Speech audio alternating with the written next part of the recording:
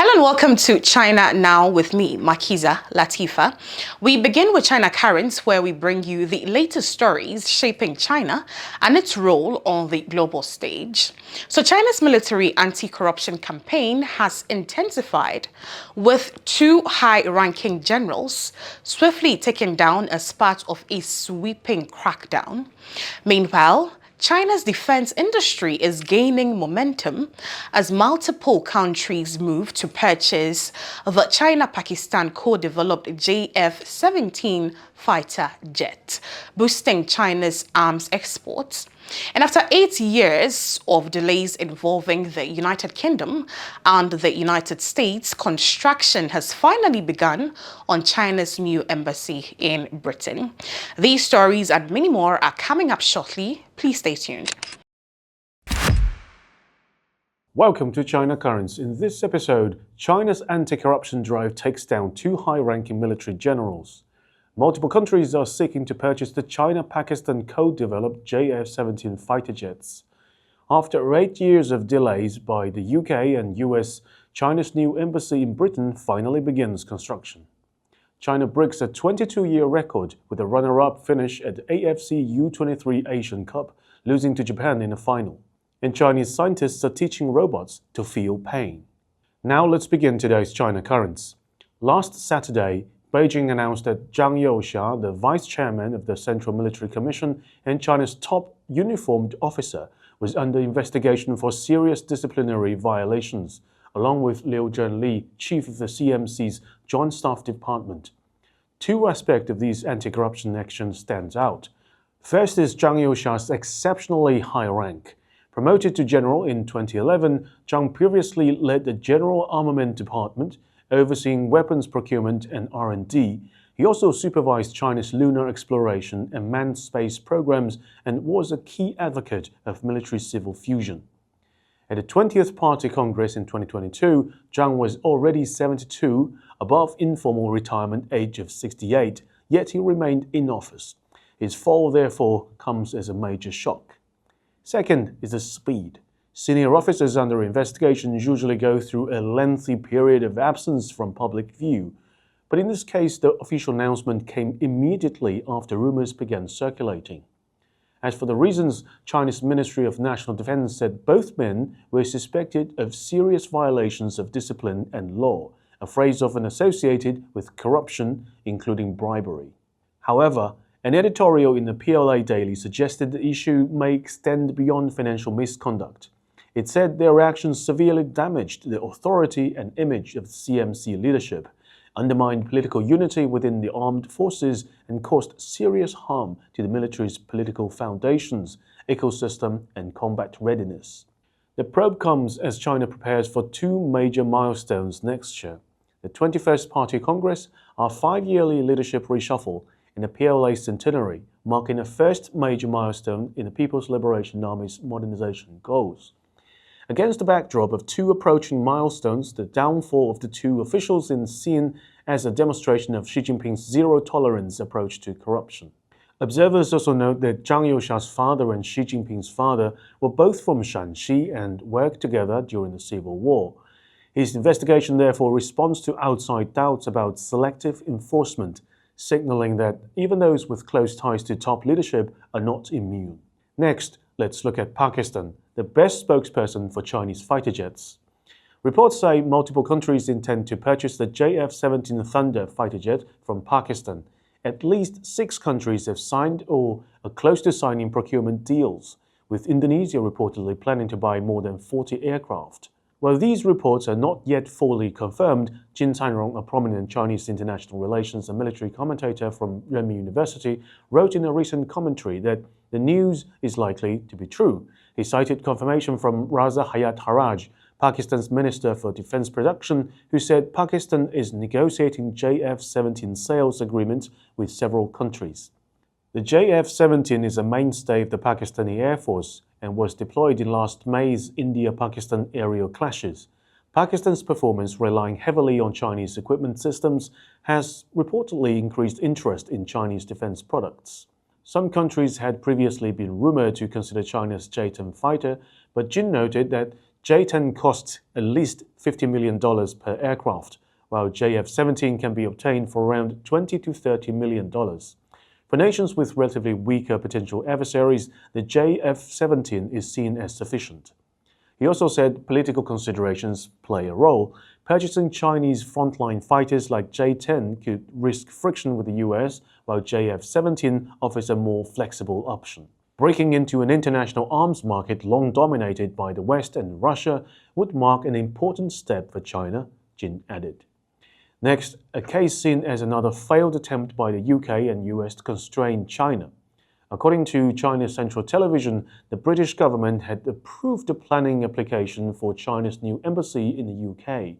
Under international norms, host countries are obliged to facilitate diplomatic construction, yet this approval process took a full 8 years.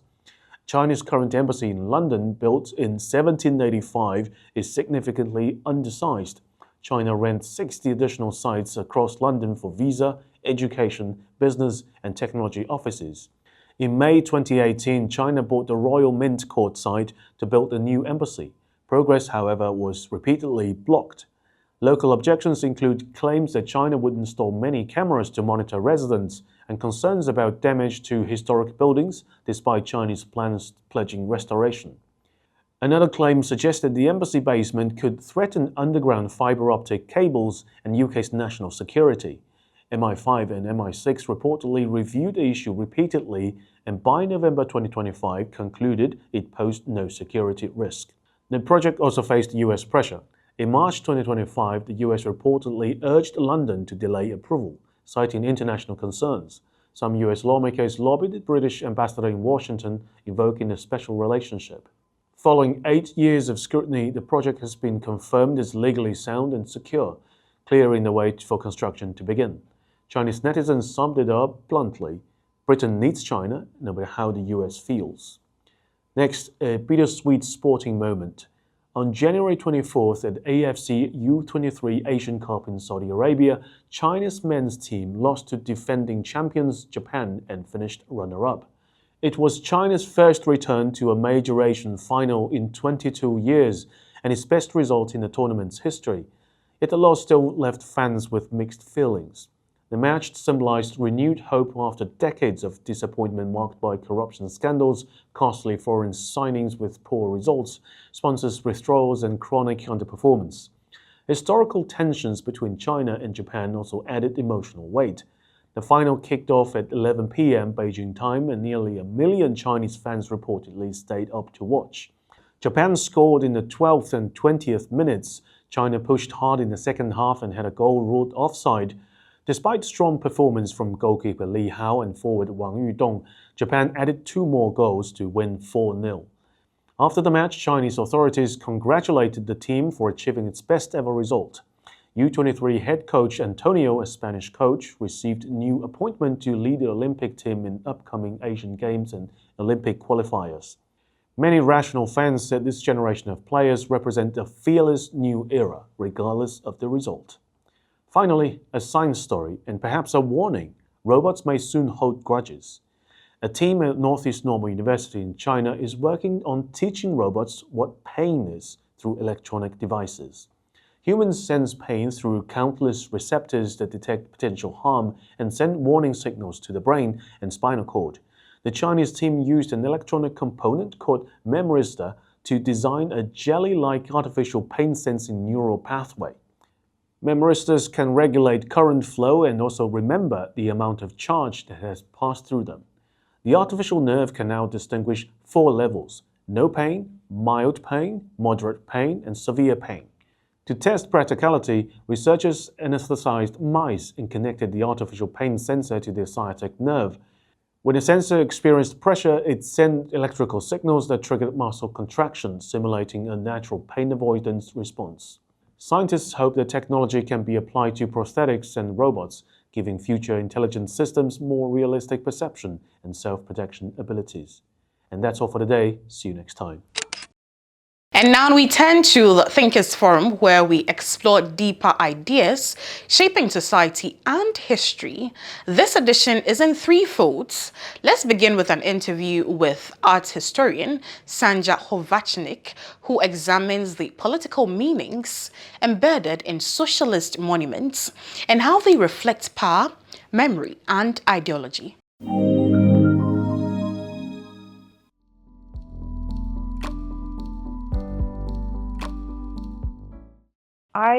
By training, I am an art historian, and when I started working on my research, I understood together with my supervisor that this field of study, this field of artistic production, has been largely unexplored. There is a big amount of monuments in former Yugoslavia, and I will be speaking mostly about Croatia because it's one of the countries of former Yugoslavia in which I worked. On the one hand, we had the situation that there is more and more interest in these monuments, especially coming from the West, and especially large-scale monuments that were mainly designed in Western style or in different forms of abstraction. They were gaining more and more visibility in social media, on the internet. And there seems to be a lot of confusion around understanding what these monuments were, why and how they were made. And on the other hand, there was a large number of monuments. We're speaking about tens of thousands of these monuments in every village, in every community, that were also under attack of being either destroyed or misunderstood in different ways. So it seemed very important and timely to make a comprehensive study of this phenomenon on the reasons why so many monuments were built in Yugoslavia and why they are so diverse in their artistic expression. There are two main reasons, two main frameworks around which we can talk about in terms of misunderstanding or kind of misinterpreting these monuments. And now I'm speaking mostly on the level of discourse, how we speak about them. I can talk about later also on the level of physical attacks and destruction. But when we talk about the way that people and very often professionals like myself speak about these monuments, there is a problem in one idea that emerged already in the 80s, in the late socialist period, but then particularly from the 90s on, when Yugoslavia fell apart and when socialism was dismantled. And this is the idea that these monuments were somehow imposed on people, that they were not expression of people's interest in commemorating the anti-fascist resistance in the Second World War and the revolution, and that they are as such embodiment of some sort of totalitarian negative feature of that state, and that we should get rid of it, because this is something that is a burden, something that belongs to the past, that does not longer represent the new course of the development of the country, for example, in Croatia, that should be democratic, pluralistic, and at the same time also capitalist. So these monuments became somehow a collateral victim in this. And I think that one of the most important things is to address this question clearly. And this is why my research is very much focused on how local communities and how people themselves feel these monuments as theirs. And we have to understand the processes of when and how they were made, who made them, and why. So I would just briefly like to explain that as well, because I'm not sure if people know it. So Yugoslavia, during the Second World War, Yugoslavia was one of the countries in Europe that had the highest proportion of human losses, numbers of victims, and the efforts of the people to fight against fascism is something that was an expression of people after the war to commemorate. So there is not a single village or a single community or a factory that did not feel the need to list the names of the fallen comrades, and also to kind of mark the commitment of these people, not only as victims, but as somebody who politically consciously fought for improvement, no? To overcome fascism, to overcome the reasons that fascism even emerged, and to fight for socialism. So this is why I think it is very important not only to speak about aesthetics of these monuments, of how they, are valued in terms of art, but also of what they mean for the communities and how they are not something that only express the idea of the socialist state, but also of the people who continue to somehow live with this past for a better future. So this is one problem. The other problem is, as I mentioned, is that there started to be more and more interest in these monuments, especially one particular group of monuments, which are these big abstract monuments built mainly in the 60s and 70s. And this interest emerged in the West now. And it somehow reflects a sort of exoticizing gaze towards the East, to the past of socialism. And one of the, for example, outcomes of this is that even in New York, in MoMA, there was this big exhibition about modernist architecture, and also they included monuments. I was involved in that project. But then I also understood that there is a kind of an interest in almost isolating these objects from their a real social and political context, no? And also to show them as some kind of relics of the past that didn't work out. So this sort of realization and this sort of aestheticization of these monuments is a problem that I think also needs to be addressed. One of the mistakes I believe that my colleagues are making also is to say, okay, some of these monuments were, they were destroyed, but what we lost, that they speak only about the loss of artistic value. They don't address the question of these monuments as also important political objects. So maybe I can speak about one particular, it's a very, very well known in Croatia. It is a monument that was built in the 60s and is one of these first really large scale abstract monuments that commemorated actually the victory of the revolution. So it was a monument in form, but also sort of an abstract idea. That monument was not designed on the kind of typical way of how monuments previously would be designed, for example, with a list of names or with a lot of text that would refer to the past. But it was really just an expression, kind of an idea behind it is to express this revolutionary victory through a pure aesthetic form. And this monument was, even though it was abstract, it was completely demolished. It was bombed in the early 90s, in 1992, by the Croatian army. It was in the area where the war was happening in the 90s in Croatia. It was completely demolished. And this episode was something that is still kind of a key example of how the authorities did not deal with this problem. So nobody was ever taken responsibility for this act of destruction, even though it is known. And on the other hand, there were no real efforts on the behalf of the new state to renovate this monument or to somehow at least acknowledge its existence before. And what is a complicated part of this story now is that this monument is just one example in that region in which many other monuments were also under attack. And now when people from the cultural sector speak about the destruction of monuments, they only speak about this particular one because of its aesthetic value. And recently there was a project that aimed to kind of reenact this monument through digital tools. And this spectacle that they created did not really fulfill the purpose of returning the monument or addressing the political questions behind it.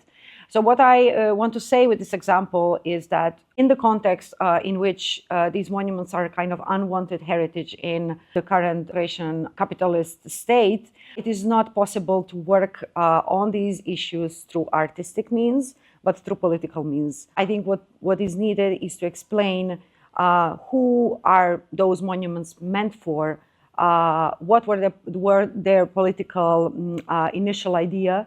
And in that way, I actually argue that we should focus more on the local monuments in communities and work with these communities to maintain their value.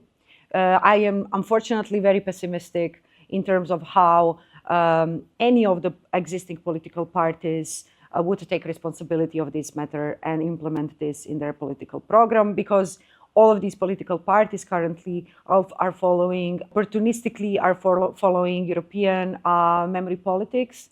And European memory politics is sadly based on the kind of neoliberal consensus which equates communism and fascism. So this only benefits the right wing, and we are here constantly losing the ground and losing the arguments to say, no, this history matters and we have to kind of push for it. So I see that the only way that we can work on it is to kind of work with the people and mobilize people from below. And also, of course, try to talk to the people who are in power and try to convince them. But I'm unfortunately very pessimistic about that. I think it is very important for, first reason is because these monuments are something that is fundamental to tell the history of anti-fascism in public space, not just to kind of preserve them as objects of some historical period, but to reaffirm their messages in the present. And in the present moment, we are facing the unprecedented rise of the extreme right-wing forces and groups and political parties who have already by now managed to kind of completely devalue this legacy and in some way also reaffirm the legacy of fascist historical movements. So I think that working with these monuments or working around the questions that these monuments raise is necessarily fundamentally a political question. I think it cannot be, or we cannot afford to think of it only as a cultural question or only as a question of art or design. It would be nice if we could. I don't think that this is a condition that we created. This is the condition that is imposed to us. I believe that also thinking of these issues not only on the local perspective, but thinking it on a broader level, on the international scale, comparing experiences across other European countries where we have similar issues, similar problems, but also looking towards the situation in other countries in the world is something that is very important, very beneficial, so that we don't end up being kind of wrapped and thinking that this is an isolated problem. I think this is a general problem of today. And I think that, there are these movements in the West, in the US, that also sparked a lot of debates about monuments. For example, this movement around Black Lives Matter, where they toppled monuments from the colonial, that have this colonial context. And I think all of these questions around monuments are somehow reflection of various political battles that we have to address. No? So they are somehow a projection. They are somehow places where these questions and these conflicts, where they concentrate. And because they are in public space, and this is why I think monuments are essentially very democratic, even though they're very often perceived as authoritarian. But I think they are democratic in the way that they are in public space, and people, they interpret them in their own way, and they feel connected to this sort of history and this sort of public art. And this is why we can create broader debates that are not elitistic, that don't happen only in universities or only in cultural institutions, but they are prevailing in the society. And this is, I believe, how we can use monuments to generate more democratic discussion about the past and the future. I cannot give a very easy answer to this. I can only say that I am putting some efforts and some of my colleagues to write about these monuments, to make information about them more accessible. There are some individuals also who create, many people actually, who create different online sources, blogs, maps. There is a lot of mapping projects that are kind of unofficial, but they are actually quite well done. I believe that now I started working on this research more than 10 years ago. And when I started doing research, there was almost nothing to find about monuments online. In the meantime, there has been a lot of work done, and we can see now that this interest that is problematic that I mentioned also generated response.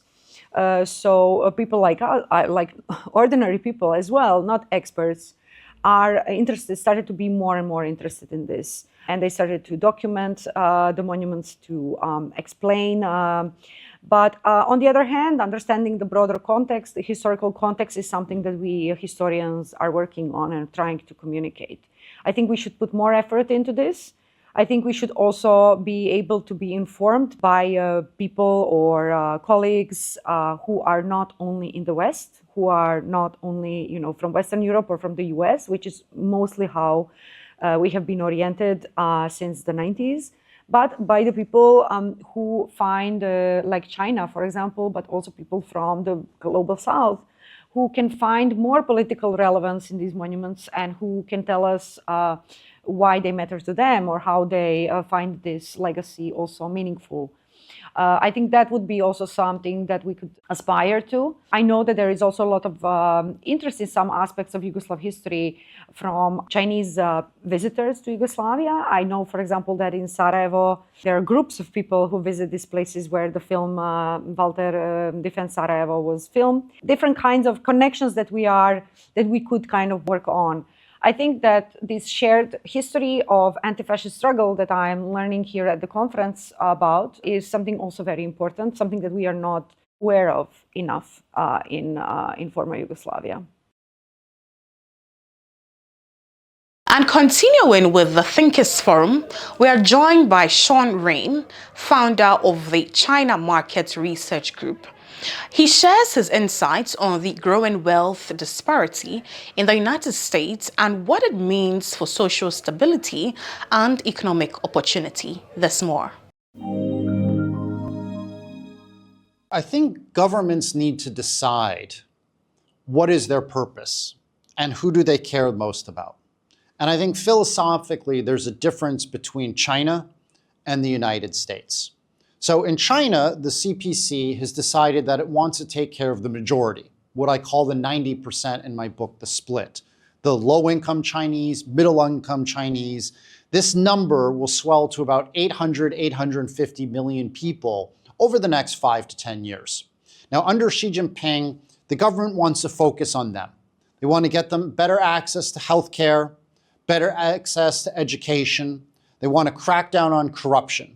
And so you can see that over the last 10, 20 years, the quality of life of everyday middle-class and low-income Chinese has gotten better. When I first came to China in the mid-1990s, a lot of people told me that they couldn't eat meat regularly. It was a luxury. They might eat it every couple weeks. Some even told me every couple months. So the CPC is focused on taking care of the 90%.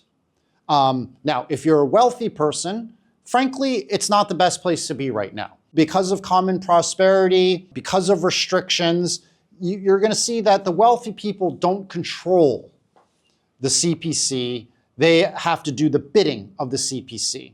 Going forward, the real growth is going to come from the low and middle class. And when you have a robust middle class, then maybe you'll get rich later on. But there is an idea that greed isn't good in China. So like the Chinese will allow the wealthy people to get rich, but not too rich, and not at the point where it's going to hurt everyday Chinese. Let's contrast that with the United States. If you want to get really rich, America is the best place to be. The system is set up where wealthy people can buy off through legal political donations in what's called lobbying. Now, in China, that would be illegal, but in America, it's codified under law that a former senator could retire and then he could lobby the White House and his former colleagues. In China, instead of giving, $1 million to the president of China, that would get you in jail. In the United States, you don't give it directly, you give it to his kids, or you give it to a PAC, which helps him try to get voted in during the next election.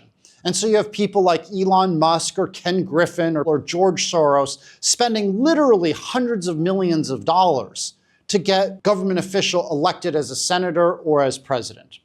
So a lot of people say that Trump is just blowing things up, and that's part of the process. I actually think that Trump is blowing things up, again, out of his narcissistic personality tendencies or disorder, but also because I think that under the American political system, you create this chaos in order to help your political donors, in order to enrich the people around you. And that's why you see, people like Bill Ackman, a lot of the hedge fund guys are super supportive of Trump. They are all supporters of Trump today because they are making millions, if not billions of dollars from the chaos. You can just look at it. Trump is trying to steal TikTok and give it to his major political donors, people like the Oracle, like Larry Ellison over at Oracle, who also has recently been on a buying spree, buying up media outlets.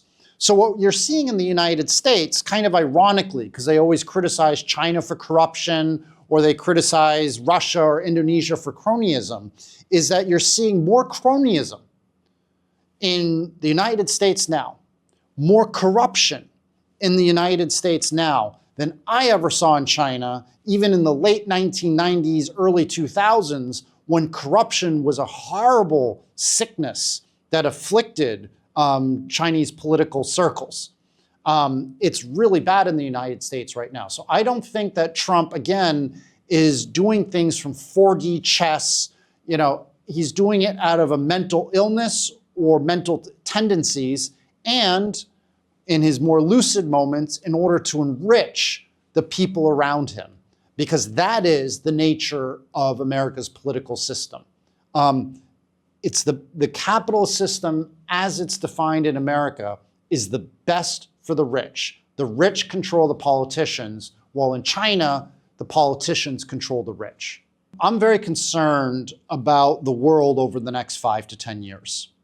I feel that we're reaching a precipice where, because of almost civil-like war anger in the United States, we're going to see a collapse of America's political system. When you have tension with NATO and China, you have the ability for global war.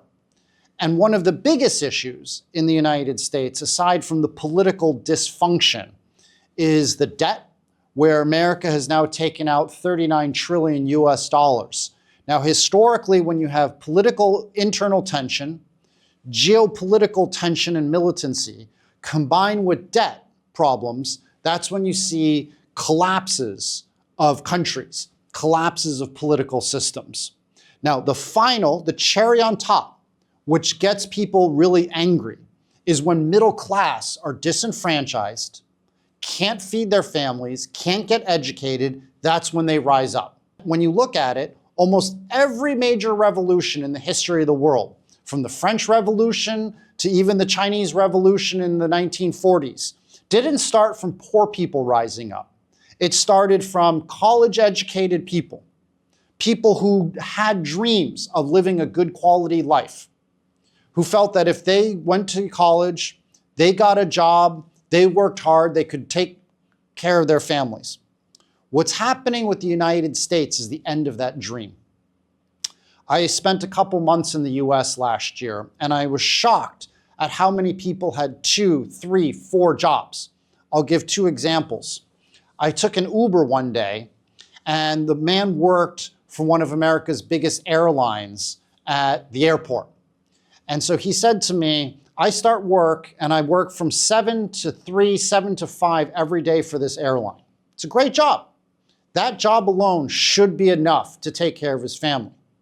But what this Uber driver told me was that every morning for 3 hours before work, he would drive an Uber to make more money. And then after work, he would drive for another 3 hours a day to make more money, because his daughter was a college student and he had to pay 4,000 US dollars a month for his daughter to have an apartment. And that's not even including the price of an education, right? Many private schools in America are 80,000 US dollars a year. So too many Americans are basically borrowing $400,000 US in order to get a college education. And then when they come out, just like this man, they get a good job at an airline, but it's not enough to pay back your student debt and be able to pay for your children's living expenses. I met with another person. She was a school teacher. She told me that from 7 to 3 o'clock every day, she was a kindergarten teacher. So a good job. Again, that should be enough for her to live. But for her, it wasn't. So then after work, she would come and work as a security guard in a private condo tower for an 8-hour shift. And then she would often drive Uber, the gig economy. So this is a school teacher who then had to become a security guard, who had to become a taxi driver in order to be able to pay for the quality of life that she was looking for. So one of my concerns about society going forward is you have the Republicans and the Democrats in America hate each other. This polarization causes tension. You have the United States is destroying alliances with Canada and Europe, continuing its tension and bullying of China. And so the geopolitical tension, to me, is at an all-time high since the end of World War II. You have a debt problem in the United States where I'm not sure America will ever be able to pay back its debt. And now that cherry on top is you have a middle-class America that's angry, in debt, and unable to take care of their families. This is a recipe for disaster. I am very worried about a black swan-like event over the next 5-10 years in America, where the political system implodes, where there's a civil war, where there's a depression, where there's a global war. I have this imminent feeling of disaster, that something really bad is going to happen, and it's going to be triggered not by Europe, not by Russia, not by China, but by the United States. I think the American dream and that middle-class livelihood is disappearing. When I was born, my parents thought the life of me would be better than theirs, just like their lives was better than the lives of their grandparents. You know, that can-do attitude in America came from the belief that the lives of your children would be better than yours. Now, I come from a very low middle-class background, and I grew up in New Hampshire. A lot of my classmates similarly were middle class, but many of them were able to have a house and a vacation home on the beach. So having 2 homes was a fairly common occurrence, even for middle-class Americans when I was growing up in New Hampshire in the 1980s. Now you've reached a point where younger Americans aren't even able to buy homes until their 30s because they have so much debt from university, they have so much debt from just everyday living. So the quality of life for the typical middle-class American is dropping dramatically, while the rich are getting richer and richer. When you look at it, during the Gilded Age, in the 1910s, when the Vanderbilts and the Rockefellers roamed the earth, they controlled, I think, about 8-9% of overall America's GDP. Now you have the wealthiest Americans, people like Elon Musk and Jeff Bezos and Mark Zuckerberg are actually controlling more, around 12 to 14% of America's GDP than even the Rockefellers and the Vanderbilts, when that became an area where the rich were too rich and the poor were too poor. The situation is even worse now. And it's getting worse because as the American debt rises to 40 trillion US dollars, most of that is going into the hands or the pockets of the top 0.1%, who are then putting it into the stock market, which is why the American stock market is going up, not looking at any of the fundamentals of the economy. It's become detached from reality. And that's because the wealthy are just, I don't want to say they're gaming the system, but they're exploiting the system and exploiting their closeness to Trump. Very interesting insights. I hope you enjoyed that part of the Thinkers Forum. But let's now end with Professor Champing. He's a research fellow at the China Institute of Fudan University. He'll outline a bold proposal for China to play a constructive role in rebuilding trust between Europe and Russia amid the ongoing geopolitical tensions. Stay tuned for more details. China may consider negotiating with Finland to lease or establish a naval base on Finnish soil.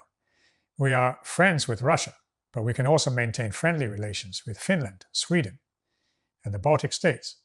A Chinese fleet stationed in the Baltic Sea would assume a peacekeeping role. It would effectively marginalize the Anglo-Saxon maritime hegemony that has dominated for so long, paving the way for a new 21st century geopolitical order. Know the enemy and know yourself. I am Chen Ping today. I wish to address a critical issue facing the European continent. How can Western Europe and Russia rebuild mutual trust and ensure that no new wars erupt between them? We see a Europe currently gripped by panic, exacerbated by American overreach, such as the absurd notions of annexing Greenland. However, I believe this state of panic presents a significant strategic opportunity for China. Russia has proposed resolving tensions through legal frameworks, offering guarantees that they will not attack Europe. However, I find this approach unconvincing. Why? One needs only to look at the United States. The post-war international order, the United Nations Charter, and countless treaties were all written in black and white. Yet, when the United States feels powerful enough, it simply disregards them. Therefore, relying on legal treaties to convince European nations to coexist peacefully with Russia is a futile endeavor. Europe simply will not believe it. On the other side of the equation, Russia faces an existential crisis. History tells us, from Peter the Great's wars with Sweden to the Soviet conflicts with Finland, that Russia has always fought to secure access to the Baltic Sea. Today, with the Baltic states, and now Finland and Sweden, joining NATO, the situation has become dire for Moscow. This alliance structure allows the West to effectively bottle up the Russian Baltic fleet and strangle Russia's normal commercial trade, while Europe desires this control. They lack the military capacity to confront Russia alone. This is why they are desperate to keep the United States anchored in NATO, hoping Washington will step in to fight their battles. However, the reality is clear, and Donald Trump understands it well. In the conflict between Russia and Ukraine, the US expects Europe to bear the cost of its own defense. America is not foolish. After the strategic failures in Iraq, the US has no intention of engaging in a direct war with Russia. Furthermore, the logistics of transporting weapons and forcing power across the Atlantic to sustain a war in Ukraine or ensure the survival of the Baltic states is nearly impossible given current industrial capacity. Therefore, since the West cannot guarantee security, my proposal is simple. Rather than merely offering moral platitudes at international conferences, China may consider making a bold military proposition. Consider Finland. Historically, Finland fought several wars with the Soviet Union, lost, and eventually accepted neutrality for survival. By abandoning that neutrality to join NATO, they are essentially inviting destruction. Without the United States, NATO lacks the power to stop a Russian advance. My proposal is this: China may consider negotiating with Finland to lease or establish a naval base on Finnish soil. What is the strategic value of a Chinese naval base in Finland? First, China acts as a neutral party. We are friends with Russia, but we can also maintain friendly relations with Finland, Sweden, and the Baltic states. A Chinese fleet stationed in the Baltic Sea would assume a peacekeeping role. We would guarantee innocent passage for Russian warships, ensuring they are not blockaded, while simultaneously guaranteeing that Russia does not attack the Baltic nations. Furthermore, this presence would protect civilian commerce. The Chinese naval presence would escort Russian merchant vessels, ensuring the flow of trade. We could even go a step further. China may consider forming a joint fleet with Baltic coastal nations, Finland, Denmark, and Sweden to combat piracy and protect critical infrastructure. This force would prevent sabotage events such as the bombing of the Nord Stream pipelines and ensure the security of energy supplies to Europe with China leading a coalition fleet to guarantee security. We could stabilize the peace between Russia and Europe. This logic extends to the reconstruction of Ukraine. If a ceasefire is reached, Ukraine may wish to join the EU for economic development. However, the EU is financially drained. As I have suggested in previous analyses, the peacekeeping forces for a post-conflict Ukraine may consider being organized by the UN Security Council under Chinese leadership, rather than by the US or European armies. I propose dividing the peacekeeping zone into two sectors. The Western sector may consider being patrolled by forces friendly to Europe, specifically China, Saudi Arabia, and Brazil. The Eastern sector may consider being patrolled by forces trusted by Russia, specifically India, Turkey, and Egypt. In this scenario, there is no need for American, British, or French troops. If this structure can be realized, it would naturally lead to a necessary reform of the UN Security Council, expanding membership to include these peacekeeping nations as non-veto holding council members. This would significantly strengthen the UN's authority. Regarding the United States, if Trump truly desires a Nobel Peace Prize, he may consider withdrawing from other organizations. But paying America's outstanding dues to the United Nations, these funds would cover the costs for developing nations like Egypt and Brazil to participate in the peacekeeping mission. Nations like China and Saudi Arabia, I believe, have the capacity to fund their own operations.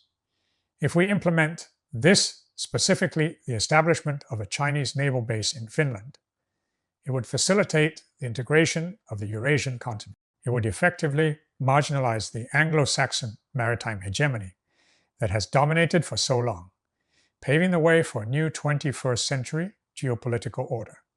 I admit this is a long-term strategic game. However, I believe establishing a presence in Finland may actually be easier to achieve than an immediate ceasefire in Ukraine. China need not be shy about this. We may consider proposing it openly. Currently, I am putting this forward not as a government official, but as a representative of a private consulting firm. If China, Finland, Sweden, and Denmark see the merit in this idea, they can proceed with intergovernmental negotiations. Our firm stands ready to provide rational recommendations based on economic and historical analysis to facilitate this cooperation. We must move beyond empty diplomatic rhetoric and offer concrete solutions. And that brings us to the end of this week's edition of China Now. We've covered the latest developments in China currents and explored deeper global perspectives through our Thinkers Forum segment. I hope you enjoy the updates and the insights as well. Thank you so much for joining us here on the show. I am Makiza Latifa. Have a great weekend, and I'll see you same time next week.